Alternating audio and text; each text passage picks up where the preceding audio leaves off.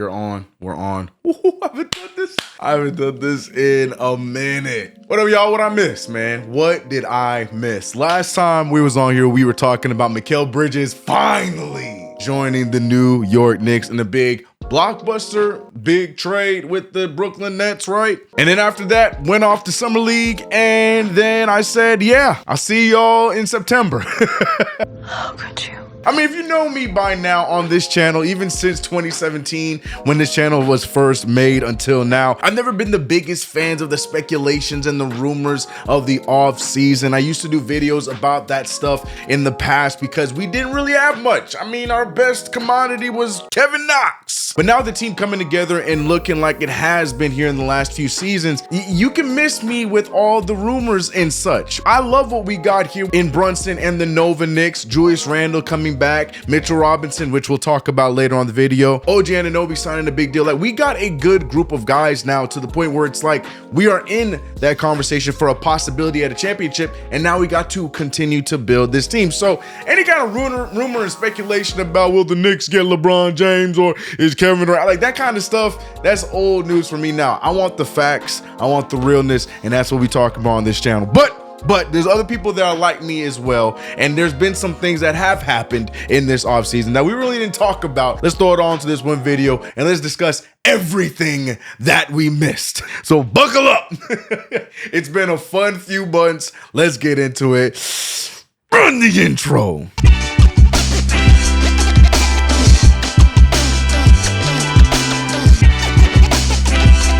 What's going on, CK Crucial Boy, CK2K, and welcome back to another video. If you haven't already, subscribe to the channel, hit the notification bell. Don't forget to like this video. Yes, we are back. Yes, your boy was over there streaming on Twitch. I still do stream on Twitch damn near daily. Hell, there was a streak I went for about 25 days in a row on Twitch. We have a good time over there. You a wrestling fan? We do watch-alongs over there. We play games over there. Y'all already know 2K is over there. Go check out the other channels. Go check out the Twitch if you are into that stuff. That's my other hobby. Love doing that kind of thing, especially when, you know, like I said, I'm not big about the rumors and speculation when it's not gonna really impact my team right now, because what the Knicks have for the first time in a long time is that we have stability. So I'm not gonna be here hoping and praying every single day that the next big superstar is gonna finally have some courage to come and play for my Knicks. Nah, we saw that 2 years ago. Jalen Brunson's here, he's our guy. We got Julius Randle, and now we have what we haven't had in a long time. We got wing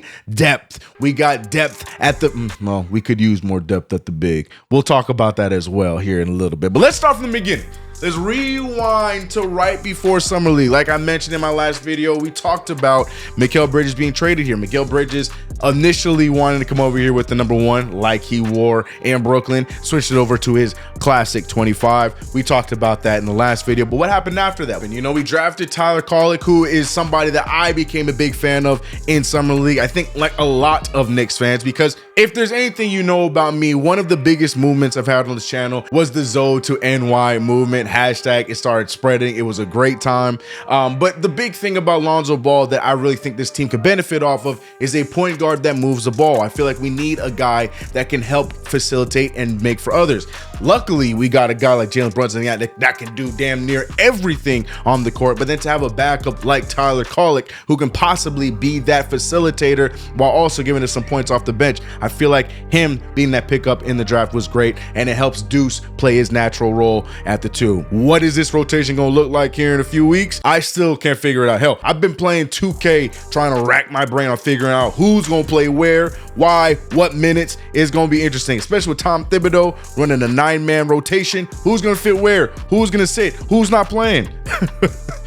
That's a video for another day, y'all. That's a video for another day. But yeah, we bring in Tyler Kolek, we bring in Ariel, the center, who another player that surprised me and was really impressive to watch. Didn't really expect much from him. It looked like from his NBL highlights from before, he looked like he was just like one of those clunky bigs that from time to time gets, you know, alley-oops, that from time to time can get those blocks around the rim, which was cool. But with the stature of this team right now, I didn't really expect him to be too much of a factor for what we got going on. But see team in Summer League, I can definitely see him getting spurt minutes, especially with our injury woes at that position, from Mitchell Robinson, from losing Isaiah Hartenstein, from not being entirely sure about Jericho Sims. I could see Ariel slipping in there if the Knicks don't make a move for a big, which I transition into the next thing post-draft. I know there's players that we also drafted, but we're moving into the key points that we missed in the offseason. But post-draft, we've also had rumors about bigs and signings, and this is what I'm talking about, what to believe and what not to believe. Let's break down some of these names. We're hearing the Walker Kesslers. We heard, as far as Jalen Duren, we've heard James Wiseman go back into the fray. There's been some people advocating for Nick Richard from the Charlotte Hornets, somebody I like that move as well. I just don't see them doing that. There was a whole period of time where people were going crazy because of the possibility of Karl Anthony Towns. People ready to ship Julius Randle with probably Mitchell Robinson to bring Karl Anthony Towns to. Like I said, the want and the need for the center position was crazy at a point in the offseason this year. People were ready to jump out the window. Hell, my man CP went in as far as to say this. You know, there's a lot of reports, a lot of the town stuff, a lot of people are making that speculation because of their relationship with CAA and things of that nature. It's on point. CP knows stuff. You got your ear to the street. It's, got my ear to the street. You don't just throw stuff out there. Never. You throw stuff out there with some, like, you know, something behind it, some substance. Yeah. These are educated takes. Yeah. These aren't just takes. Yeah. See, that's the difference in you and the gas bags, you know? Yeah, that's it. So, you know, not necessarily advocating for this, but I'm just telling you. This is just what the streets are saying. This is just what the streets are saying. So you already know with CP dropping a clip like this, people were gonna go crazy. People were going insane. Shout out to CP, the man of the people, Knicks Fan TV. Can't wait to be back this year. But yeah, you already knew people were gonna go crazy. So the center conversation was all over the place. And since then to now, like I said, when it comes to speculation and rumor, nothing has happened yet. Nothing has happened yet. We just got the news yesterday that Mitchell Robinson will most likely still be out until December, January-ish. We don't even know what the looking of Julius Randle is going to be like. There's a hope he'll be ready for opening day, but they're not entirely sure about that. He's not even going to be there for camp. So we're still not really solidified at the big position yet. Hell, we are weeks away from game time. But that was the big conversation, and since then, nothing has really happened yet. So what I'm asking y'all in the comment section, what would you like to see when it comes to the center conversation? Would you like to see us trade for them? But like a Nick Richards, I'm a fan of him in Charlotte. I like that move. That's a good idea.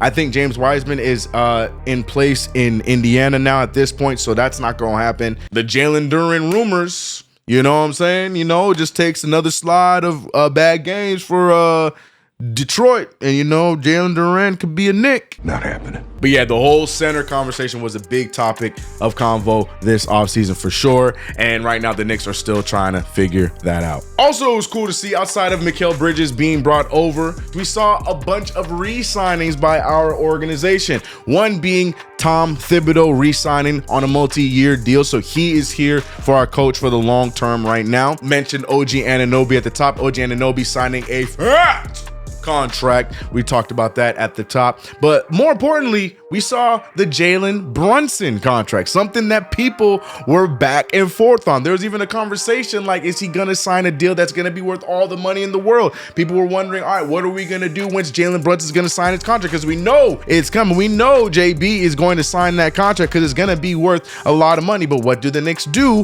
when that money is on the books? Well, JB said, don't worry about it. I'll take a discount. And from that moment, everybody knew that he is the true king of New York, because the amount of money that he should have been accepting in that deal, crazy. And what he decided to go for is what makes Jalen Brunson so beloved by the fans. It's not even just the stats. It's not even just what he means for the team. It's not even just the leadership. It's the fact that he wants to win and he wants to do it in New York any way possible. Jalen Brunson signs a 4-year, $156 million extension. He could have been in the 200s if he went for his full extension, but decided to take the pay cut in hopes for the New York Knicks to get more talent as the years go on. And that also went to his teammate, Mikal Bridges, who just recently signed, is going to be up for a contract extension of his own here coming up. Mikal Bridges already said that he expects to do the exact same thing and take a bit of a pay cut to make sure that the rest of the team can be filled out the way that they need to do. So the leadership right now is through the roof from this organization. And this is what I'm saying why you can miss me with the rumor mills of this player and that player possibly coming to the Knicks, because what we have right now is special and it's being homegrown. And this is what I like to see. And what else did we do? Oh, we signed this guy. This also happened. I mean, you know, veteran. Anyways. We had another signing. Chuma. Every year in 2K, whenever I do a rebuild, I always make some kind of trade, and he somehow ends up on the New York Knicks. And now it's really Chuma Okeke. Cannot believe I forgot his name. Chuma Okeke. The New York Knicks signed the forward from the Orlando Magic, who had some really good moments for that team defensively, especially. The offense he's figuring out, but he's very lengthy at that position. Great wing depth to have. Not sure where he lands in the rotation. It'd be dope to see him in the rotation at some point, especially when you know OG Anunoby might be in and out of the rotation as the year goes on. Just that's just the trend with him. Mikal Bridges, you know he's gonna be there every day. But you get a guy like Chuma Okeke, who is a good defender, can hit the three ball. With this team, I think that was a great signing. Nice little depth piece. We'll see if he even makes it to the final roster, but I liked that pickup. Oh, when the schedule was released, we got the schedule announcement where we had some very key moments for the New York Knicks coming up this season. We were starting so much as the first game of the entire year. New York Knicks are going up against the Boston Celtics in a rematch. If you remember last year, we opened up against the Boston Celtics where the Celtics beat us in a very close one where the Knicks came back and almost won it. I was there. It was a dope moment. But now this year, the Knicks will be facing Boston in the Bootleg Garden in Boston, where it will be ring night for them, and the Knicks will have to watch that ceremony and hopefully spoil their night. Then we're gonna fast forward to our home opener being against none other than the Indiana Pacers. Hopefully both games that the Knicks can come out on top and get started early against two heavily rival teams to start off this season. And then we got a Christmas game this year against Victor Wembanyama and the San Antonio Spurs. That might not be as much of a cakewalk as we want it to be, but it should still be an entertaining game nonetheless. Knicks, Spurs, Christmas. I like it. Little East-West action, so we'll see that. And I think that's about it. We had Jalen Brunson get officially named captain of the New York Knicks. First time in years that there has been a true captain for the New York Knicks. So that was big news for Mr. Jalen Brunson. That was pretty cool. But that's really about it that's really happened this offseason leading up to now, weeks going into the regular season, or excuse me, the NBA season starting, because we have preseason first, then regular season at the end of the month. Mook is back. Marcus Morris is back. My guy, Mook, a lot of our favorites. We got to thank him for more reasons than one.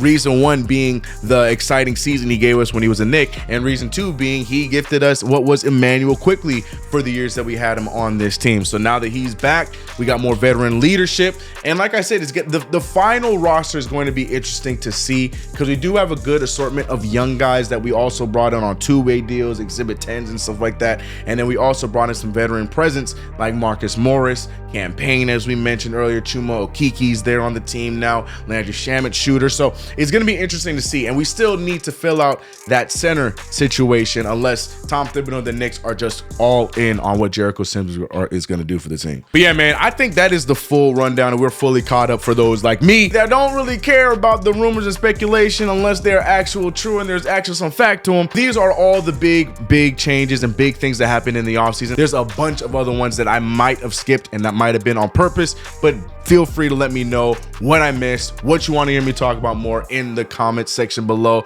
But we are back, ladies and gentlemen. The Knicks are back, and we're here right around the corner. We'll be back talking about the training camp and what to expect, what the rosters are looking like, what the players are talking about.